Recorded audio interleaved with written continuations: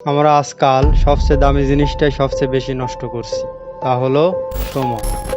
ঘন্টার পর ঘন্টা পাগলের মতো স্ক্রল করে যাচ্ছে, কোনো দিক নেই, কোনো লক্ষ্য নেই, শুধু চোখের সামনে একটার পর একটা কন্টেন্ট ভেসে যাচ্ছে।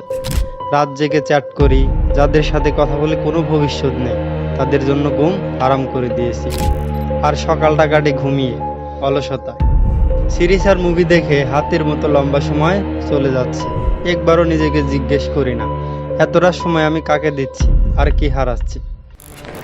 তারপর হঠাৎ একদিন বুঝতে পারি পরীক্ষায় পাস করতে পারিনি, অ্যাডমিশনে কোথাও চান্স পাইনি, চাকরির পরীক্ষাও টিকতে পারছি না। আর তখন বলি দেশের মানুষ ভালো না, শিক্ষা ব্যবস্থা খারাপ, সব জায়গায় দুর্নীতি।